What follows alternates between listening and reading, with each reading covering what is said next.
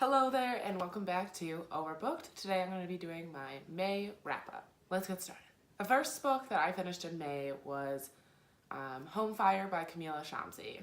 I really liked Home Fire. I would definitely give it 5 stars. I thought it was a really moving story.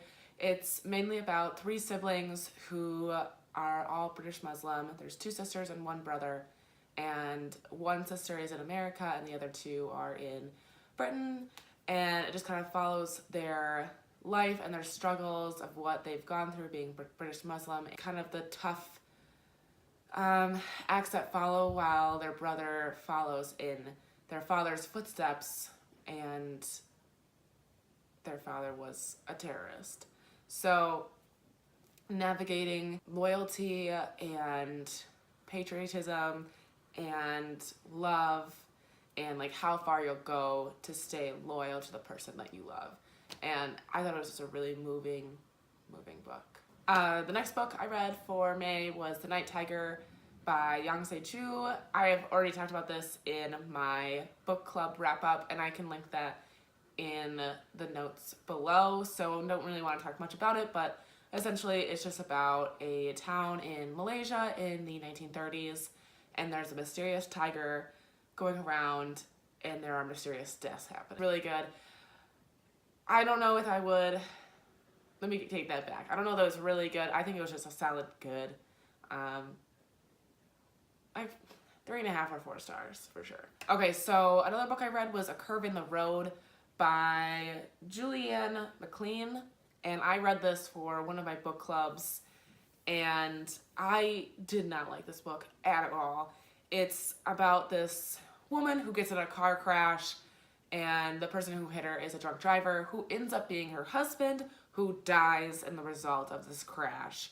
And this is not a spoiler, it literally all happens in the first 2 chapters. So after this, it's like this woman who, her and her husband are like, you know, doctors, they have a son, their life is perfect, finds out that her life isn't so perfect.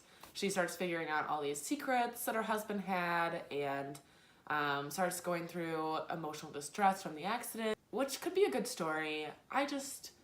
We talked about this in my book club meeting, and it was just literally too perfect. It was all wrapped, like, she just, like, was okay too fast, and I was, like, I feel like a normal person would have taken longer to get over some of the things that she found out.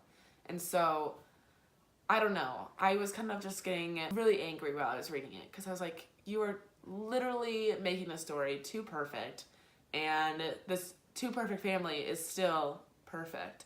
So I really wouldn't recommend it. I also listened to it on my library audio book app, Libby, and I don't really try to get into audiobooks.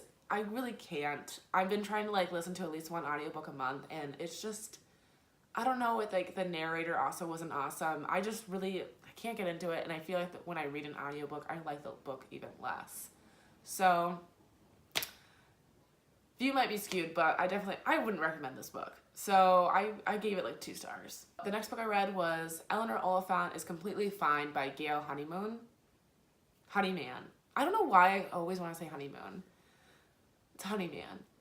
I do a whole book review on this book, just a whole video dedicated to this book. So I'm not really going to say anything about it. I really liked this book. I'll link the video that I do my book review for it in the notes below. I thought it was a really great book. I think it tackles a lot of mental health issues, and I think there should be more books about that issue. So I really liked it a lot. 5 stars for sure. Alright, so the last book that I finished was, which I'm really excited about, I think I'm going to do a book review video on just this book, was The Radium Girls, The Dark Story of America's Shining Women by Kate Moore.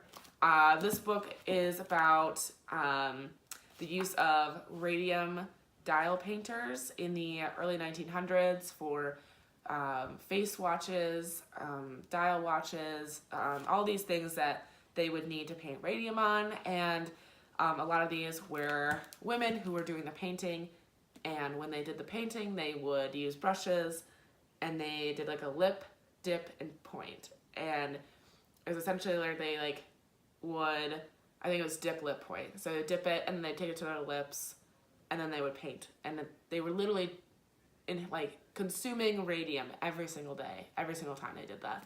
And eventually they all get radium poisoning, obviously. And then the radium company are complete dicks and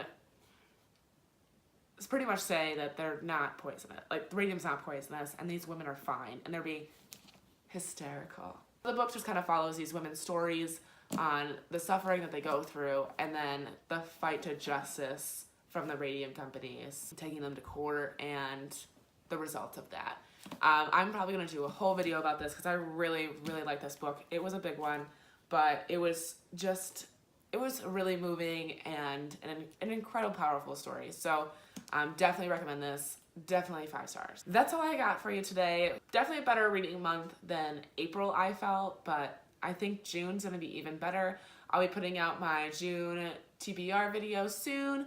I hope you guys enjoyed this video. If you did, hit like and make sure you subscribe. I will see you guys next week.